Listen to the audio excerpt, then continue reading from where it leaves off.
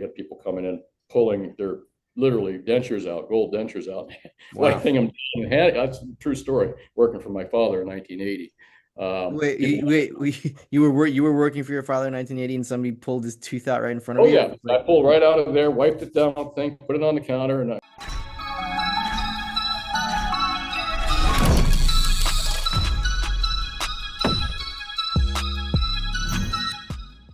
Hey guys, Rafi here from the Endgame Investor, and I got my friend Brian Kuzmar, and he's got his own retail store in Fort Lauderdale, near Fort Lauderdale by the sea. He'll tell you the name of it. It escapes me for a second, but he knows it. I'm pretty sure. It's on his shirt. Um, I think we got trolled by some commenters about Brian's sunglasses last time, so I'm gonna join the sunglasses team and wear my sunglasses. This is gonna be a sunglasses only interview. The glasses! Oh! Put them on! Look! Look at them! They're everywhere! I don't know. Maybe they can see. Alley, 5th and Spring. Now hold on. You ain't the first son of a bitch to wake up out of their dream. If you got a problem with that, please put all of your complaints in the comments below and like and subscribe and all that other stuff. What's going on with your retail store in Lauderdale by the Sea? What's the mood like? Are sales picking up? And you were talking about numismatics before that you're getting all these sales in numismatics. What's the mood going on? Are people buying more, buying less? Are they concerned about the price? What's going on? nice glasses, by the way. What's going on in the store is, well, precious metal sales have dropped off dramatically. Of course, over time, as far as sales in gold and silver on the retail end of it, and the wholesale markets are pretty slow, I'm sure as well. That end has dropped off a little bit. The only people we're kind of seeing selling at the moment is folks that are kind of, I don't want to sell right now. Weak hands. Forgive me for calling them weak hands, but that's kind of who we're seeing sell gold and silver. Other than the other type of sellers we're seeing are the sellers we've seen throughout years, people that have inherited through, their parents passed away, someone in the family passed away, they inherited the 10 or 20 Krugerrands or a bunch of silver or something like that. And they have no interest in gold and silver, like most Americans. Very few people over here own gold and silver. Stackers, us gold and silver stackers, are such a small community here in the U.S. And the weird thing is that the activity in gold has been so active. I lived through the 1980 markets and the 2012 markets, and well, not too long ago, 2012. But we had a lot of gold activity. We had cash for gold shops. I don't know if you get a lot of those in Israel, but we had the cash for gold buyers. They were everywhere. As soon as these gold markets popped up, of course, the 1980s was a very, a special time, specific time. But then you had tons of buyers pop up, coin shops pop up, cash for gold type businesses pop up everywhere. 2012, the same thing. But this recent breakthrough that we've seen since 2012, gold making all-time highs, they're not there. They're not there. Yeah, I remember. I noticed that. I noticed cash for gold at the end of 2011 and 2012, even a little bit into 2013 before the big drop off in April that year. I remember seeing cash for gold.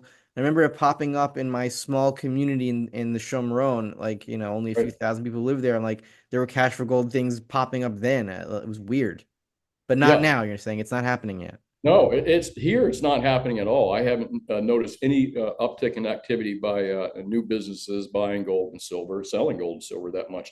I'm not seeing the frequency of the ads on television that I would typically see over here by the telemarketer guys. By the way, don't buy from those guys. I'll beat the prices. Sorry, I had to throw in my little thing there, but I'm not seeing the activity of those people as well that advertise on the cable channels for gold and silver. Um, you know, the overall consciousness of gold on Americans' minds, I don't know if that's a good word to use, but it's just not there. It's not, in 2012, we've seen a lot more activity than we're seeing right now. And there's in the scrap business. The scrap business has dropped off dramatically. The scrap gold business, scrap silver business. That's probably a good reason why we're not seeing cash for gold business, the scrap business has dried up dramatically, and it's pretty simple explanation for that. Same thing with the silver scrap business, flatware. hollowware, maybe silver jewelry a little bit, but all that stuff. You had your first big washout of all the major gold and silver jewelry, which was 1980. That took a lot of silver off the market, a lot of old and early silver. I mean, people were melting everything, and we had people coming in pulling their literally dentures out, gold dentures out, Wow. lifting them. That's a true story. Working for my father in 1980. You were working for your father in 1980, and somebody pulled his tooth out right in front of Oh you? yeah, I pulled right out of there, wiped it down, put it on the counter, and You're missing some teeth. Where? That's where I go to. I'll kill him. and it's kind of gross, but we were used to dealing in dental gold at the time too, because dental gold is part of the scrap business as well. But they were selling everything. They were selling everything at the time. We had people lined up out the door. So, but 2012, we've seen a little bit of that. Since saw maybe what I'm going to say. If I had to compare the two, I would say it was about 25% of what 1980 looked like as far as the number of people, the number of scrap items coming in. 2012 was 25% of maybe what 1980 is. I'm just kind of loosely throwing some numbers out there just from memory and stuff. Right. But this round, it's just not here. It's not here in the United States. Most all the precious metals we've sold, since I've been selling this for years and years and years, haven't seen any capitulation by the big whales that I've dealt with. I've dealt with some. We're in a very wealthy area here. If you ride down the street here, you see yachts are not uncommon at every house where I live here. And you've been up in this area right here. So I haven't seen any of the big major whales that we've retailed silver and gold to capitulate at all. And when I say at all, that's since 2012. And these are still customers of mine. Are they buying more? Not really. What I have found with the gold and silver buyers, retail buyers out there, is a certain segment of our small population of us stackers out there were bought in. Most of them are bought in. And you get some new folks coming in over time. But we are extremely small community when it comes to physical stacking, so I don't know. I kind of try to answer a couple of things about the capitulation that we're seeing, who we're seeing it by, the type of sales we're doing, which have dropped off dramatically. And, what I noticed, for example, with, I'm in a lot of, I talk to a lot, when I talk to friends and stuff, what do you do? Well, precious metals, I do rare coins and, some other things too. But that's my business since I was a kid. I've been doing it since 1977, pretty much. Started working with my dad as a kid then. We'll talk about precious metals, and I'm really surprised at parties and out in social gatherings that most people don't own gold or silver. They might own it in an ETF in their IRA or their pension. You know what I'm saying, or something like that, possibly. But they don't own physical, and very few of them even own gold jewelry anymore, and hardly any of them own silver flatware. So then let me ask you this question. Are people less interested now because the price is too high, or is the price not connected to it? And what is causing the price to move so fast if the physical buyers are not in the market? And does this mean, and the follow-up on that is, does this mean, in your perspective at least, that that the paper price is too high and it's got to come down? Or that the physical stackers are not yet in the market and therefore it's going to go even higher? I think that the retail sales in the United States, even at our heaviest period of time, you know what I'm saying, during 2012 and even recently in 2021, it's not significant. Again, we're still a very small group of people, and a small group of stackers. I mean, the market in India, maybe. I don't have friends in India. I've never really spoken to many people that are gold retailers in India, but, and I probably Chinese as well. I believe that a lot of gold is going to China. And I could make a good case for that as well, because I deal with a company called Metalor, which is one of the largest refiners in the world. They're a international companies, Switzerland, Japan. I think they're Japan, Swiss owned or something. And I had an interesting conversation with them recently about scrap sales, and silver. But where the gold is being sold, I think it's central banks, and I think maybe India and maybe China and other countries, but I think it's mostly central bank driven. That's kind of my feeling, buying of central banks. You get Russia buying the BRICS nations, of course, which have probably been talked about so many times. You know what I mean? I don't want, but that would be my opinion, because it's Rafi. I can tell you, it's not the American public buying gold. American public is buying way less gold than they did in 2012, and they're buying way less gold and silver than they did back in 1980. And I believe that the younger generation doesn't understand it at all. The younger generation is trapped in the money comes on a card. You know what I mean? You have money on a card, maybe cash. You know what I'm saying? They don't even like cash anymore. So the dynamics of the U.S. buyer in precious metals has changed dramatically. I mean, that's kind of the best thing I can say. So, Well, in I guess in my perspective, that backing all of the money that we have, the cards, the digital, even the Bitcoin, all of it is ultimately goes back to gold. That's my theory.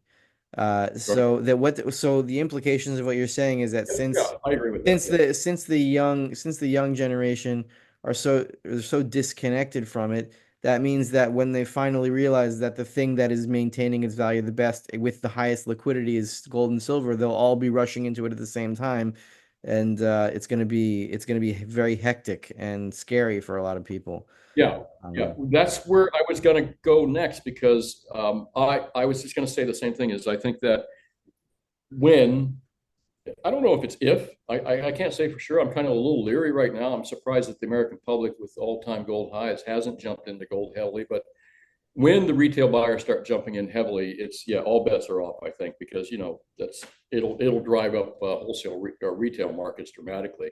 But we just haven't seen it yet. Haven't seen it. And again, I think most of the American public is really not educated when it comes to gold and silver. And that's kind of the beauty of videos and guys like you as well that explain it. Hmm. Yeah, well, as I say, you don't really have to be educated to understand in a period of monetary chaos what's keeping its value. It's just human instinct. I think you underestimate the American public.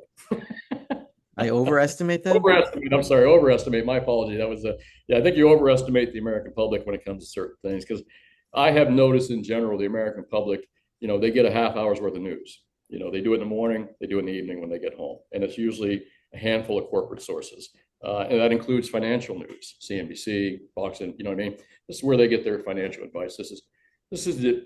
And you know what? Listening to a lot of stuff that talking about a lot of the stuff that you talk about is very complex to these folks. You know what I mean? They're just not going to get their minds wrapped around it. So, there's a lot of reasons I think that the American public's not in gold and silver.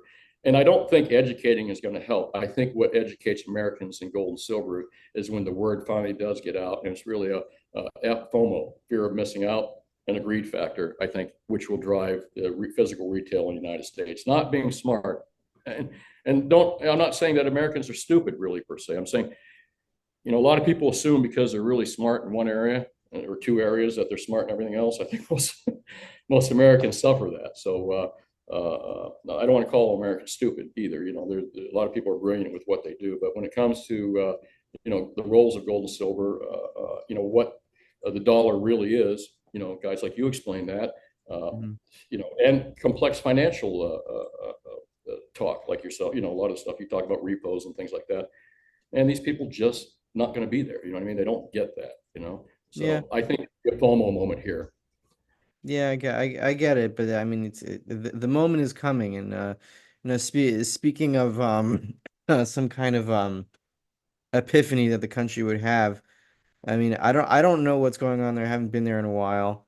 But I mean, you're in a purple state. It looks like Trump's going to win it. I was thinking about voting, but like I really don't think it's my business, and I don't really know like my philosophy on voting is like I'm not really a Democrat, not in terms of the party, but in terms of I don't really believe in voting for a leader. It doesn't speak to me. Sure. So Sure. I mean, I just leave that up to God, and voting on a local level I can understand, and I would do that. I did that. I voted in my mayoral election here, um, because I think I have more influence. But like voting for the president, I don't think it really matters. And I'm rooting for Trump. Like I would like to see him, but I don't know. Maybe I shouldn't be. Like it's hard to Kamala is It's such a It It is would be such a really, catastrophe, but I don't dispute the fact that Kamala would be a catastrophe. Um, but we're so down, we're so far down the rabbit hole of monetary and fiscal irresponsibility that anything could be a catastrophe at this point. It's uh, it's hard to say, but what's the mood? Are people ready to like riot over what they assume will be cheating tomorrow? Are people calm? What's the mood of the country? Are they in a fighting mood? Do you see like possible like riots in DC or something? What's going on? it is almost like I would call it the calm before the storm on a hurricane. It is extremely calm. Nobody's really talking to each other. Nobody's saying much about it. The amount of political signs that are actually put out are the least I have ever seen in my life. And I'm not that old, but I have never seen just quiet. It's very quiet, somber out there, kind of. And I believe that I believe that Trump is going to win for sure. And what you said earlier about presidents making a big difference, I don't even believe we pick our own presidents. I believe they're chosen for us to some degree, and then you get kind of some degree of who's the lesser evil. Of course, I'm a libertarian from way back. Um, However, I believe that the sentiment here is that Trump's going to win. I hate to predict things, but it seemingly is like would be a landslide, come what I'm looking at. It looks like to some degree he's going to win in a big way. But again, nobody's out there bragging about it.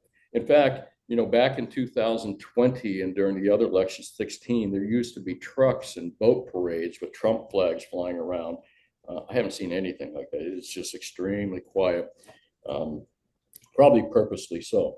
But I'm waiting to see a Trump presidency and the cheating. As far as the cheating goes, um, you know, I'm a libertarian back when I followed Ron Paul back in 2008. And in 2008, I watched Ron Paul get cheated in the primaries. And I'm not going to go into details on that, but he got cheated out of the primaries with Rick Santorum. I mean, I was a donator to the guy, big fan of libertarianism, big fan of Ron Paul, his fiscal conservatism and other You things. heard you heard that he might be back in a Trump administration through Musk. Um, you know what? It would be one of the smartest things that they could do. But let's just see what Trump can do there. You know what I'm saying? Yeah. Once he gets in, it's hold it. As you know, when politicians get in, anything could change. Right. However, I love the idea. I love the idea. But I saw them cheat. I saw them cheat Ron Paul out of that, and then coincidentally during the primaries with Bernie Sanders, I saw the Democrats almost do the same thing to Bernie in a slightly different fashion. So I'm under no illusions that there's elections are rigged, especially primaries, and in your face. 2020 elections, in my opinion, as a person that didn't vote for Trump, didn't vote for the others, didn't vote for Biden either. I'm pretty much across the ticket libertarian voter. I personally feel, and I don't think I'm stupid. I watched the process pretty well. That yeah, there's issues about that whole election right there, and that bubbled up a lot of stuff. And of course, the media here, corporate media here, is just awful, awful, and they stuff that stuff. They stuff it in the hole, not to talk about it. And most Americans are just afraid to talk about it in general with each other. They don't want to be labeled conspiracy theories and stuff. But to kind of move along from there. Could I see riots and issues? I have never been more unsure of that question in my life than right now. I'm not quite sure how it looks. I have found that the so-called right, the so-called left, the so-called right has always been less violent. You know what I'm saying? Than the so-called left. If you take a look at the riots during during Trump's presidency and that stuff, which magically kind of went away. So, but that is a question really I've never been more unsure of in my life right now. My opinion is the smartest thing that the world can do is when you're surrounded by parasites and predators is just go galt. And of course, you're familiar with that going galt thing. And I've been thinking to myself that probably the most successful, the way the world is going, the most successful thing that can be done is just successful people going galt, because successful businesses, people that are successful, people that make money, there's three types of people, in my opinion, in life: producers, parasites, and predators. Producers, are important for the world, but you got your predators and you got your people that are parasitic off that. And at some point, I think the only way to cure that problem is for the producers to stop producing. Again, Rand wrote a great book about that, as you know, Yeah. Shrugging Atlas, or Atlas Shrugging, I'm sorry. Atlas Shrugged.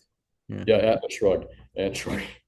That is kind of my opinion on how things will go. Well, the other thing too, you have to ask yourself, now, what happens to taxes, income taxes? All of a sudden, when people feel that their government no longer represents them, not only do they go gulp, they start saying, why the fuck am I? Excuse me. You cannot say filth, filth in front of people. Why am I, my apology, why am I paying taxes? You know what I'm saying? And all of us question that in the United States. We already feel that way anyway without cheating elections. We already feel, why are we paying taxes? How are we being represented? We're not being represented well. But, given when elections start going bad, you really start to question that stuff. And again, it's a scary question that, I've mentioned it many times about, I wouldn't call it a civil war. It's more like a revolution on one side, but it could develop into I don't even want to go there, man. Forgive me for kind of bringing that up, but it is kind of an interesting question. And I have to question myself too. If I saw just kind of the large scale in your face kind of, I felt that I saw in 2020, and again, remember, I didn't vote for the man.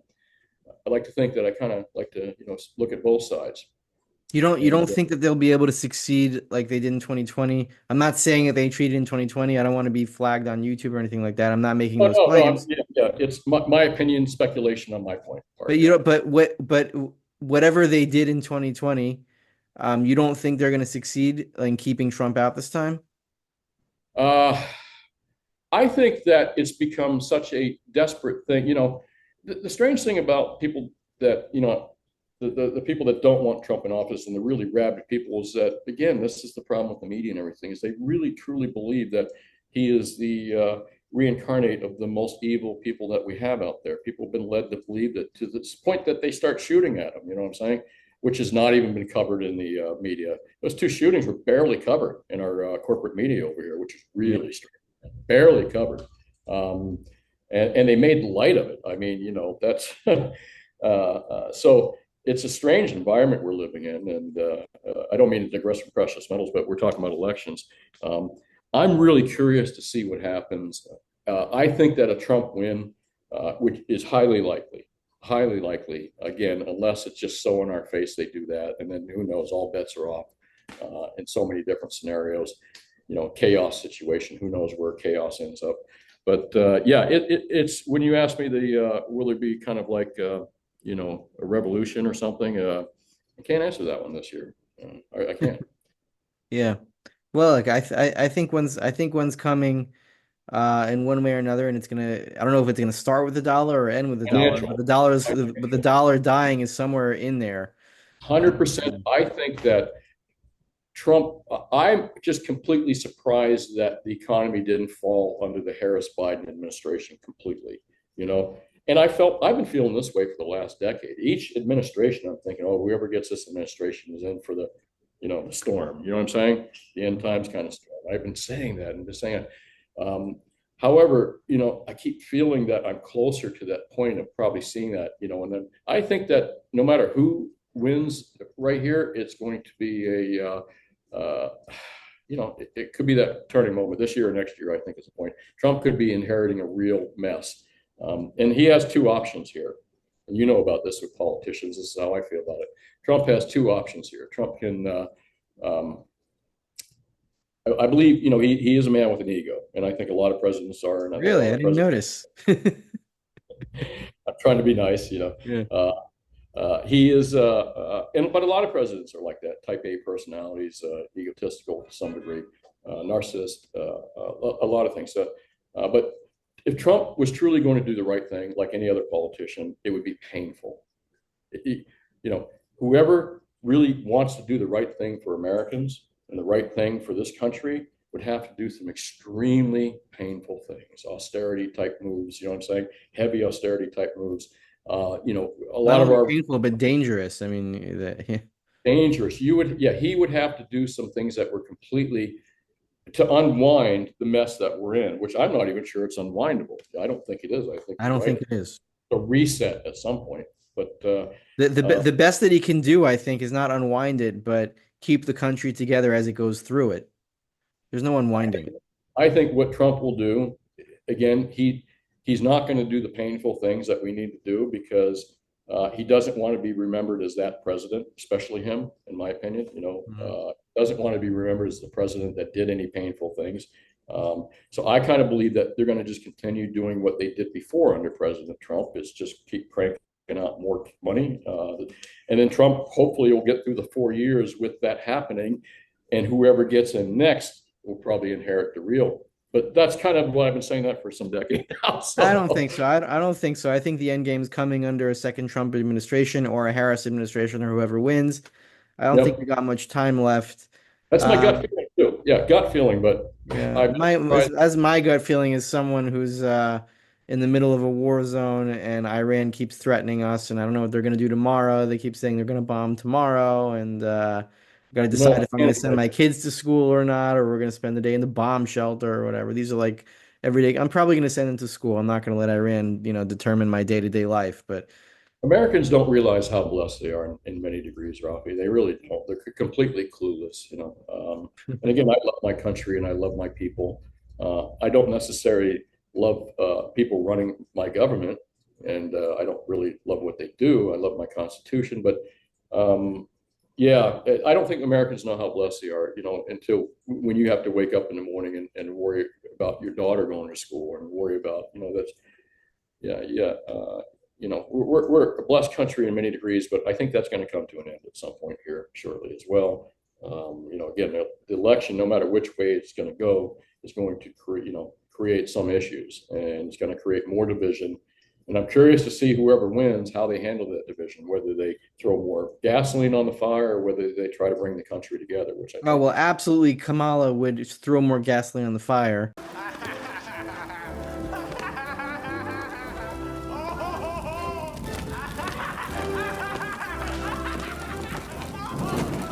I believe that 100%. Listen, she has Marxist ideology. Anybody that, and again, I've not studied Marxism per se. I know enough to be dangerous, and I've argued with some scholarly Marxist people. Never argue with the Marxists, by the way. They're very intelligent, and they, and that's what I have found in the past. But communism don't works in theory, and that usually shuts them up real quick. But she's a Marxist ideology. She believes in MMT. She believes in all the things that would completely take us, to the end times much quicker. And I believe the percent she gets in, 100%. I think that we'll see that well before the end of her term. Major economic collapse. I believe we will see a lot of bad things. What I'm hoping we don't see is this proxy war with Russia continuing. So. But anyway, sorry about getting off track, elections and stuff like that. It appeals to me, to anybody that is good with stopping wars to some degree. You know what I mean? It's wars may be good for certain. Here it's a military-industrial complex, but generally it's not good for mothers and fathers. Rare coins it's unlike the antique business and a lot of businesses. The rare coin business has done well because there's a younger crowd in it, younger guys. They like the money, they like the business, they like the activity that is involved with. In the rare coin market, when you go to coin shows and stuff, and you're dealing in rare coins, it is truly a free marketplace. You get individuals, getting together, and they like that. Again, these guys like making money. So the rare coin business is doing very, very well, still to this degree. But I would not advise anybody to, and I'm a rare coin dealer, and the only way you buy rare coins, you don't buy them for investment, unless you got that much money. You can hire a guy like me to keep an eye on your portfolio all the time and buy the right stuff. You're going to pay a lot of money to do that. You only buy rare coins if you're a collector and you're a hobbyist and you enjoy it. And that all the guys that I've seen buy rare coins my entire life, wealthy people that just bought portfolios from some guy on TV, lost money. People that didn't pay attention, didn't have any interest, lost money. But the damn hobbyists, the guys that actually spend a little time, read about it, get the hobbyist magazines, go to the shows, they all do pretty well actually for themselves once they make their mistakes. Totally different business than the bullion business. As far as me, we're in Lauderdale by the Sea. I've been in this location since 1995, started working for my dad in 1977. So I've been in this business a long time, seen a few different markets. So we're located in, again, Lauderdale by the Sea since 95. We're open 10 to 4 Mondays through Fridays. We buy and sell, platinum, gold, and silver. We're very extremely competitive. What I do is I go online. I'm one of the few brick and mortars that goes online, and I look for the big 800-pound gorillas that sell gold and silver, and I beat their prices. And then one of the reasons I can do this is because I do have a multifaceted business. I don't rely entirely on gold and silver sales. So I can be completely competitive with SD Bullion, Atmex, JM Bullion. These are all guys I respect too, the big 800-pound gorillas out there. And if you want to beat someone, you want to beat the respectable big guys out there. That's, you get better by doing that. So I do beat their prices out there locally. And we have a good business with that. We have a great brick and mortar business. I'm trying to build up my call-in phone business. I can do that, but it has to be larger deals. It's hard for me to ship one per grant like SD, And of course, I've always told people, a good local dealer is good. If you can't find one, give me a call. So, and again, that's pretty much, I think I covered that, right, Rafi? Are we good? Yeah, we're good. All right. Glasses, by the way. So, thank you. I have come here to chew bubblegum and kick ass. And I'm all out of bubblegum. Thank you, sir. Okay, so Brian, it was really a pleasure speaking to you, and we will do this again. Maybe after the world ends, we'll hook up again and see who the president is and what wars are going on or what wars aren't going on, and whether gold and silver are being traded as money again. Who knows? Yeah, let's just hope for peace. Peace and prosperity for all of us. Yes. So, well, it's wonderful talking to you, Rafi. All right. See you soon.